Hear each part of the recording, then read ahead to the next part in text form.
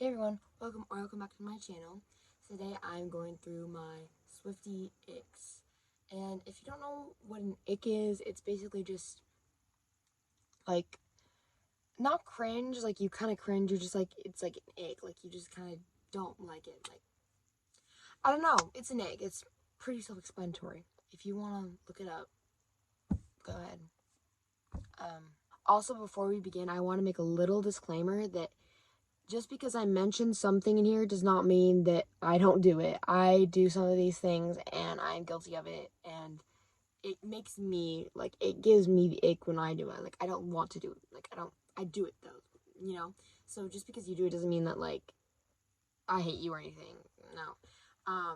These are just, like, Swiftie icks. It's not that deep. It's just, like, I don't know, Swiftie icks. So if you do this, don't feel offended. I do some of these too. Anyway, enough explaining. Let me just get on with the video. So number one, and probably the most important to me, like the most like ick, I don't know, like the one I get the biggest ick from and the one I just get really annoyed from is older Swifties calling newer Swifties fake fans.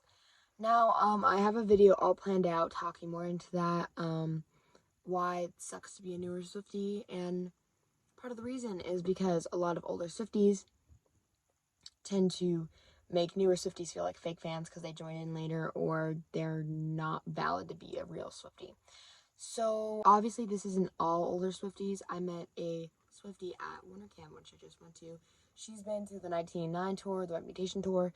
Not that you need to be like have gone to tours to be a Swiftie, but like my point is like she's been a Swiftie for a long time. Like 1989 was 10 years ago, so she's been a Swiftie for a very long time, as long as she can remember, and she was really nice to me, and she didn't treat me less of a Swiftie because I was a newer Swiftie.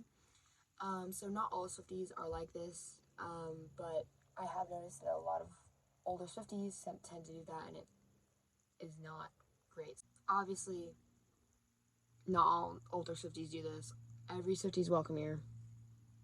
Just, that's what I've seen, but definitely not all older Swifties are like this. If you're an older Swiftie, that doesn't mean that you do this. I'm just saying, like, when they do this, it really annoys me.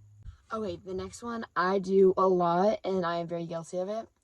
But commenting justice for whatever the song that you put on a lower ranking or didn't put high enough, something like that.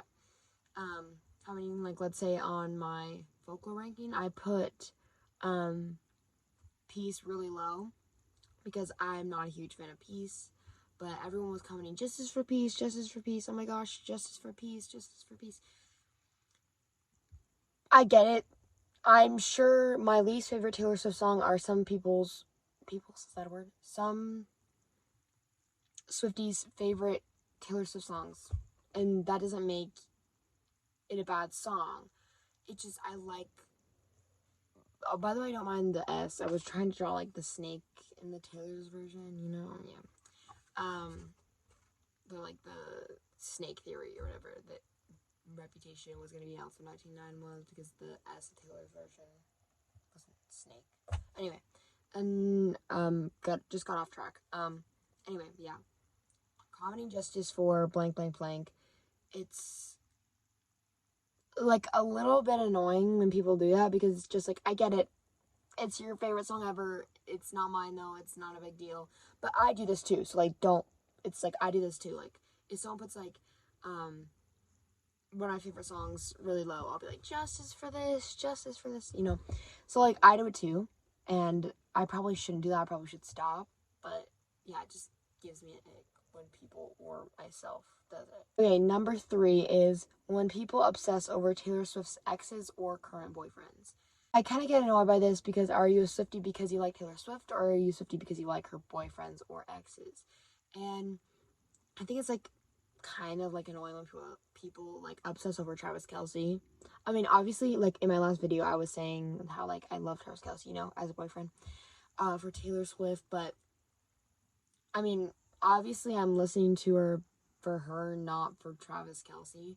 Same with Joel. When he was her boyfriend, I wasn't obsessing over Joel. When I was obsessing over Taylor Swift. And when people were like kind of obsessed over the boyfriends and like say they're still Swifties. And when people like obsess over the boyfriends, it's just like, it just kind of annoys me. And then same with her exes too. Like when people are like hate on her exes, like, for example, like, give Taylor the scarf back. It's just like, that was like, what? Years ago. That was 2012 when Red came out, yeah, so 8 years ago? No, not 8 years ago. Oh my gosh, I'm stupid. 12 years ago, right? Yeah. Am I doing the math right? Probably not, but it's fine. But my point is, a long time ago, like, maybe stop obsessing over him. And, like, just, like, overall, obsessing over boyfriends. That saying that is not that bad. Like, I say that sometimes, too. Like, it doesn't really matter. But, like, when you obsess over the boyfriends, like, if, you hear about her boyfriend, like, Joe Jonas, John Mayer, or something like that. Oh, well, John Mayer is a little bit different. John Mayer is a little bit different. But, like, Joe Jonas, other ex, Calvin Harris, I don't know. And they're like, oh my gosh, ew, get away. They're speaking. They're on the screen. They're on the commercial. They're on this. It doesn't really matter that much. Anyway, number four, when people collect a wasteful amount of Taylor Swift merch. Now, I've seen a lot of people do this, and I've seen, like, multiple, like, reels, like, you know, TikTok, stuff like that, where people are, like, surrounded by Taylor Swift merch of, like, multiple of the same thing. Now, I have multiple of the same thing. I have multiple, like, 1989 vinyls. I have multiple 1989 CDs. But when you have, like, but they're, like, different variants and stuff, which I guess is still, like, not needed to get different variants. But if you have the same, like, let's say, the same exact red Taylor's version vinyl 6 times, that's wasteful, in my opinion. It's completely wasteful, and it's just, like, it's not, what's the point in doing that? It just kind of gives me an ick. And when you just have, like, so many of the exact same thing, it's just like, wow. I feel like if you have the same, like, CD or something, that's a bit different, because, like, you can have one for your car, one for your bedroom, if you really want to spend your money that way. But, like, a vinyl is a little bit different. Like, you're not going to be traveling with your vinyl a lot. Like, you're not going to put it in your car to play in your car, because you can't. So, I just think, like, vinyls especially are really, like, it's really wasteful when you buy, like, a ton. Like, maybe if you have 2 of the same one, fine, if you really want to spend your money that way. But if you have, like, 5 or 6 different ones, that's a bit excessive. And same with CDs. If you have, like, a ton, like 6, maybe stop there. Just, like, it's a little bit wasteful in my opinion. It kind of gives me an ick. Okay, this one is probably going to be very controversial. I know a lot of people disagree with me on this, and that's okay. It's just my opinion.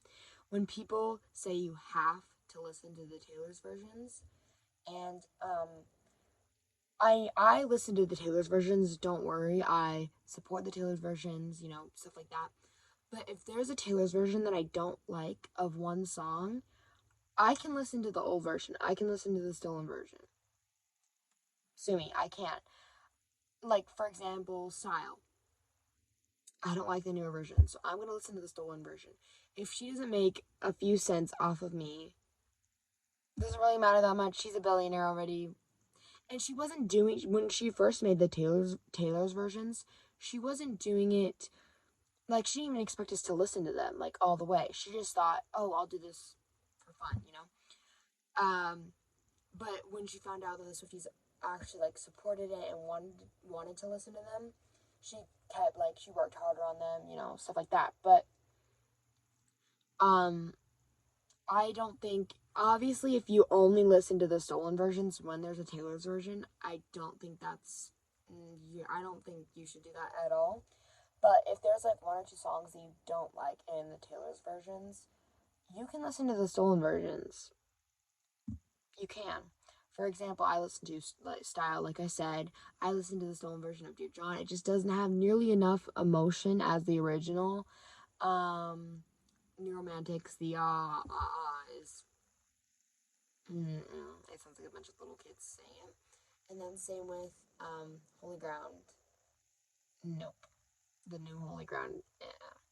So this isn't like a video to like degrade the Taylor's versions or anything. I'm just saying, like, if there's a few songs that you don't like as a Taylor's version, you can listen to the stolen one if you want. It's all up to what you it's all up to your preference and what you want to do.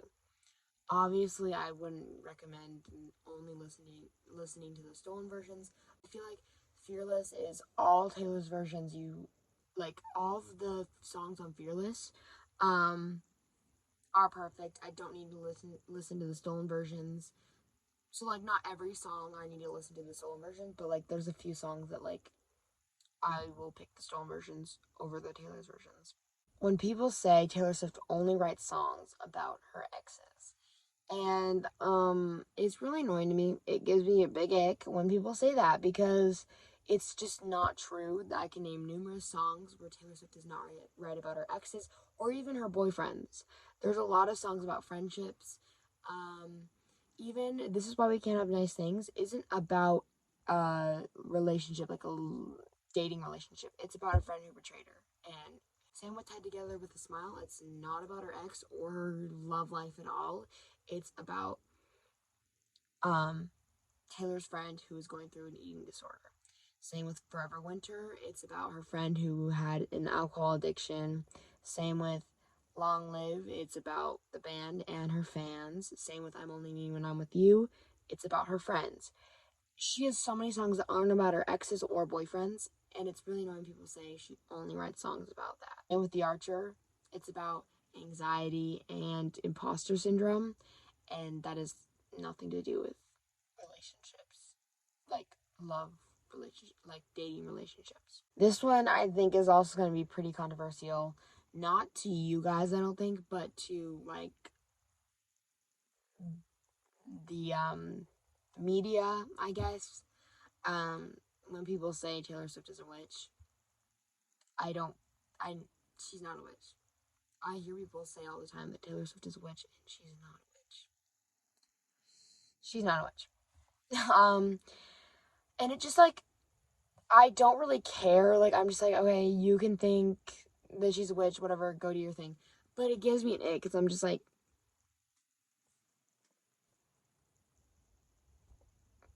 I don't know. It's really annoying.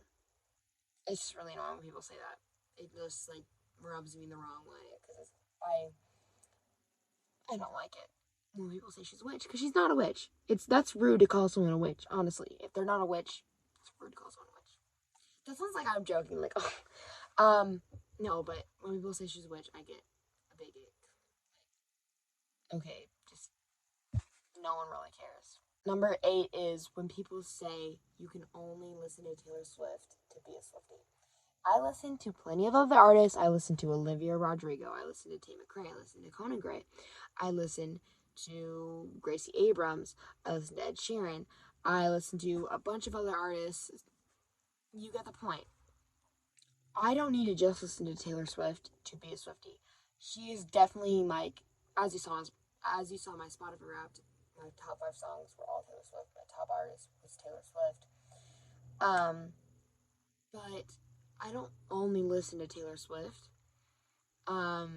So it's like kind of, it gives me an ick when people say, oh, to be a Swiftie, you can only listen to Taylor Swift. If you don't, you're not a Swiftie. Like, that's not true. Number 9 is when people are ashamed to be a Swiftie.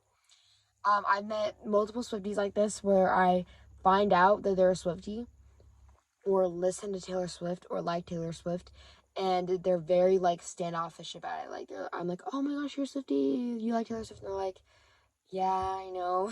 Like, embarrassing, I know. Like, it's not embarrassing to be a Swiftie. Like, if you're ashamed to be a Swiftie, are you a Swiftie? No.